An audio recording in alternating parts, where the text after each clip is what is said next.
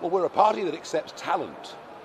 If you get people who we believe are talented, who will put their shoulder to the wheel, who will help us, but are also prepared to admit honestly the failings of the Conservative Party in 14 years in government, and particularly in the last term, provided they're prepared to put their hands up and say, I'm sorry, we got this badly wrong, they've got experience of being in the front line, which of course I lack, and many of my team lack, then they're very welcome. And I think it's very interesting. I mean, today, there are two big political stories. One of them is Suella Braverman joining Reform. The other, of course, is Andy Burnham being blocked from standing in the Denton and Gorton by-election. And that's the difference between Keir Starmer and myself. I'm welcoming talent in, and he's keeping talent out. Well, the Conservative government did break it, absolutely. But you see, there are people like Robert Jenrick who resigned as a matter of principle. People like Suella Braverman who spoke out on ECHR, said we should leave, and was removed from her post. So we are taking people who tried their best to fight the system at the time, and they admit they failed, and that's why they're here. Look, I'm not welcoming people like Priti Patel, who says she did nothing wrong, despite opening the doors to the biggest levels of immigration Britain ever saw. I'm not welcoming Boris Johnson. I'm not recognising those who were part of the problem and still refuse to accept it. We haven't decided yet who the candidate is. Our applications closed last night, and I'll be looking at it this afternoon. I think if Andy Burnham had run, he would have picked up an anti-Keir Starmer vote. You know, bear in mind, this is the most unpopular Prime Minister in living memory.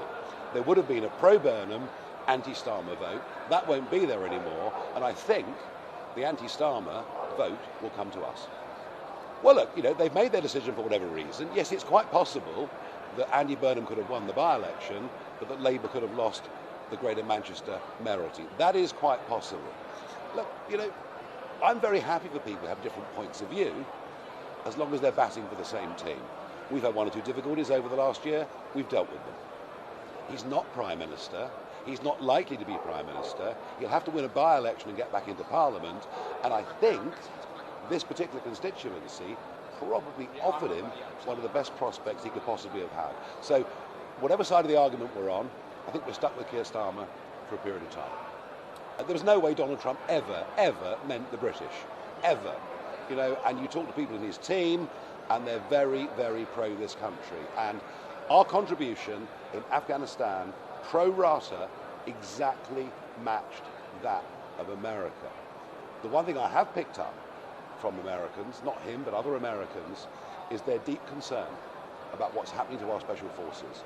These endless prosecutions, the use of the ECHR against British veterans. If we devalue our special forces, we make our relationship with America militarily weaker.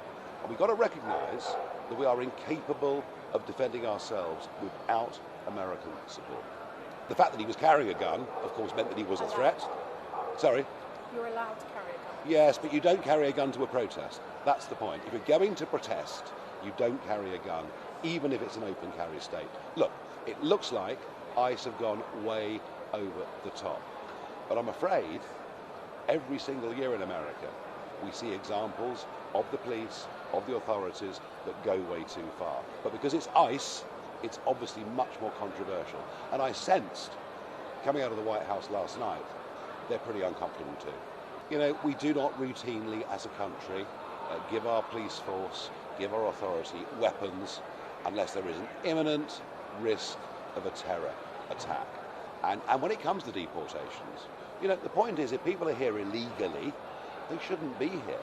It's as simple as that. Now, you know, no one's pretending this will be easy. No one's pretending there won't be pushback. But it needs to happen, because if it doesn't, you don't stop the flow of people continually coming here illegally. And, you know, overwhelmingly, the British public think, whilst we welcome people from other countries in the right numbers, illegal immigration has to stop. And it's very near the top of the public's concerns.